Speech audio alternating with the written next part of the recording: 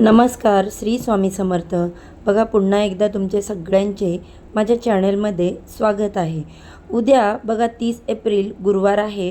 श्री नृसिंह जयंती आहे. आता नृसिंह जयंती आपल्याला का साजरी करायचे, तर बघा या दिवशी आपण काही सेवा केल्यामुळे हा दिवस आपण अगदी साध्या सोप्या पद्धतीने साजरी केल्यामुळे आपल्या आयुष्यातील वाईट गोष्टी निघून जातात आणि चांगले दिवस येतात.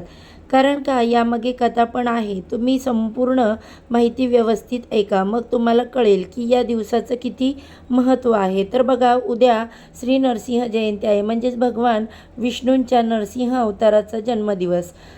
तसेच हा दिवस वैशाख शुद्ध चतुर्थीला आपण साजरा करत असतो. तर सगळ्यात पहिलं यामागे एक कथा आहे आणि ती म्हणजे मी तुम्हाला सांगते. अगदी छोटीशी कथा आहे. राजा हिरण्यकश्यप हा अत्यंत शक्तिशाली आणि खूप क्रूर असा असुर होता. त्याने स्वतःला देव आणि मानव दोघांमध्ये सुद्धा श्रेष्ठ मानलं होतं. आणि हिरण्यकश्यपचा मुलगा जो होता भक्त प्रल्हाद, हा भगवान विष्णूंचा मोठा भक्त होता. मग हिरण्यकश्यपने प्रल्हादाला विष्णूंची पूजा करण्यासाठी मनाई केली होती, परंतु प्रल्हाद आपल्या भक्तीवर ठाम राहिला. प्रल्हादाच्या भक्तीची आणि हिरण्यकश्यपूच्या अत्याचाराची जाणीव झाल्यावर भगवान विष्णूने नृसिंहाचा अवतार घेतला आणि या अवतारात अर्धा मनुष्य आणि अर्धा सिंह या स्वरूपामध्ये होता. आणि नृसिंह अवताराने हिरण्यकश्यपचा वध केला. या अवताराने हिरण्यकश्यपला आपल्या मांडीवर घेऊन संध्याकाळच्या वेळेमध्ये त्याच्या छातीमध्ये नखे मारून त्याचा वध केला. म्हणून भगवान विष्णूंच्या नरसिंह अवताराचा जन्मदिवस म्हणून आपण उद्याचा दिवस नरसिंह जयंती म्हणून साजरी करत असतो. तर बघा, तुम्ही नृसिंहाचा फोटो पण जर बघितला तर त्याच्या मांडीवर असुर म्हणजेच तो राक्षस होता हिरण्यकश्यप, आणि त्याची छाती फाडताना आपण फोटो बघितलेला आहे. तर या मागची ही कथा आहे.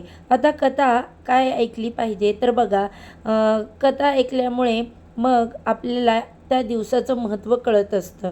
आता या दिवसाचं काय महत्त्व आहे किंवा काय करायचं, तर या दिवशी नृसिंहांचा फोटो मूर्ती आपण देवघरामध्ये नाही पूजत, तर तुमच्या इथे जवळपास कुठे मंदिर असेल तर तिथे तुम्ही जाऊ शकता, किंवा भगवान विष्णूंच्या कुठल्याही अवताराची तुम्ही या दिवशी पूजा करू शकता.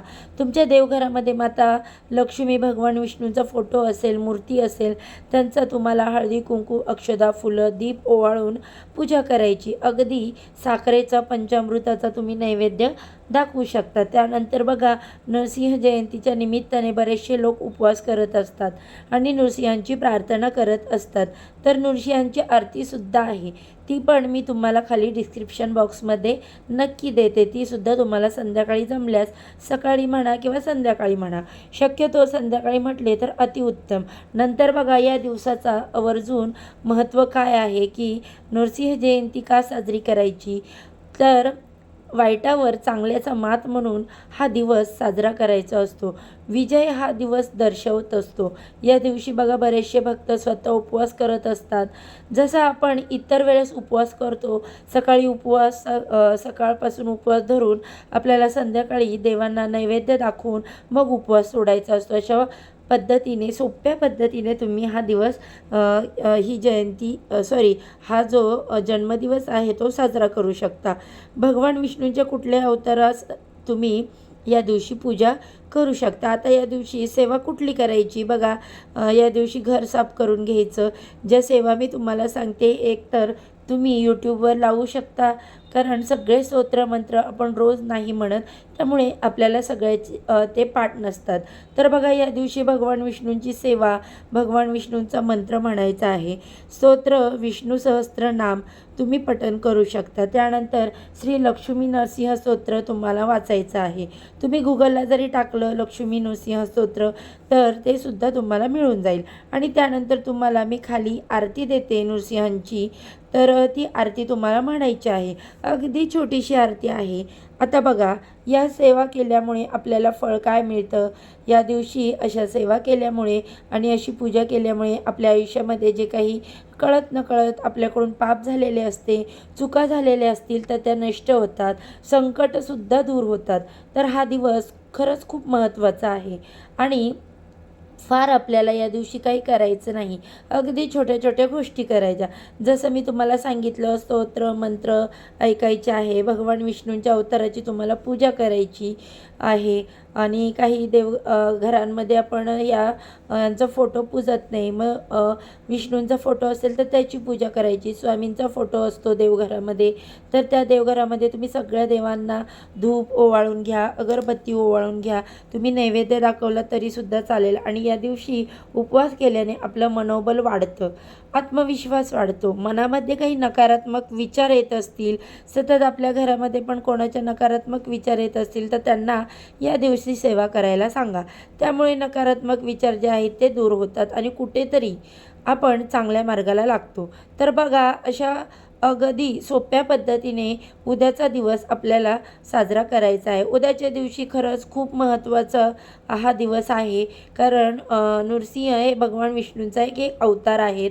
आणि आपल्याला माहीत आहे की इथे भगवान विष्णूंची सेवा केली जाते, तिथे माता लक्ष्मी कधीही तिथून जात नाही. आणि माता लक्ष्मी म्हणजे बघा, फक्त पैसा असं नाही, आपलं शरीर हे सुद्धा एक महत्त्वाचं धन आहे.